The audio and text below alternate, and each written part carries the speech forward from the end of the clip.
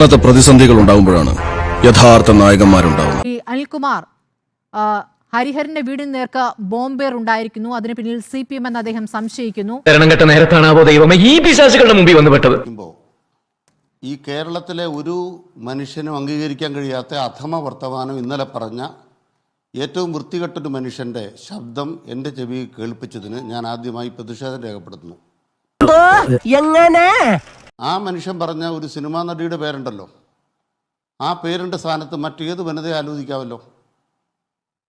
അങ്ങനൊരു മാധ്യമ പ്രവർത്തകയാണല്ലോ സ്മൃതി പരുത്തിക്കാടും. താങ്കൾ വാർത്തയുടെ പ്രാധാന്യത്തെ കുറിച്ചുള്ള ക്ലാസ് എടുക്കേണ്ടതില്ല.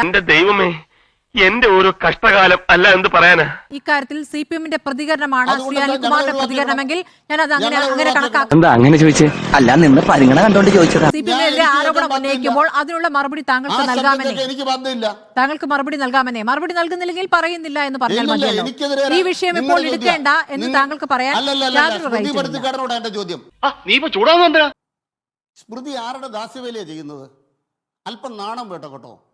മര്യാദ വേണ്ടേ? ഈ രൂപത്തിലുള്ള ചർച്ചയിൽ സംസാരിക്കാൻ പറ്റില്ല. ശ്രീ അനിൽകുമാർ, നിനക്ക് ദേഷ്യം വരുന്നുണ്ടോ? പറടാ, നിനക്ക് തല്ലാൻ തോന്നുന്നുണ്ടോ? തല്ലടാ,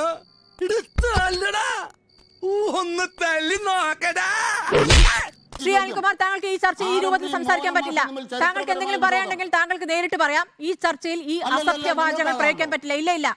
ഇല്ല, അതൊക്കെ താങ്കൾ എവിടെയെങ്കിലും തെളിയിച്ചോളൂ. ഇവിടെ പറയാൻ പറ്റില്ല. നിന്നോട് ഞാൻ അന്നേ പറഞ്ഞാണ് നമ്മൾ തമ്മിൽ ഇനിയൊരു അഭിമുഖ സംഭാഷണം വേണ്ടത്.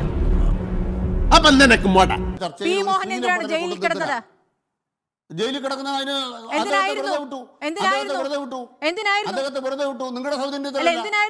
ഒരു കാര്യം ഞാൻ പറഞ്ഞേക്കാം, തലമറന്ന് എന്നെ വേഗണ്ട.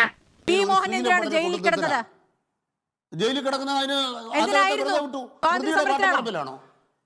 എനിക്കറിയില്ല. ഒരു മിനിറ്റ്, ഈ ചർച്ചയിൽ നിന്ന് അനിൽകുമാറിനെ ശബ്ദം മ്യൂട്ട് ചെയ്യണം. ഇല്ല, ഈ ചർച്ചയിൽ ഇങ്ങനെ ബാക്കിയുള്ളവരെ പറ്റി അധിക്ഷേപം പറയാനുള്ള ചർച്ചയില്ല. ഇത് മ്യൂട്ട് ചെയ്തേക്കാം. ശ്രീ അനിൽകുമാർ, ഇത്തരം വാചകങ്ങൾ ഉപയോഗിക്കാൻ പറ്റില്ല. ഞാനൊന്നും മിണ്ടുന്നില്ല, ഞാനൊരു വികാര ജീവിയാണ്.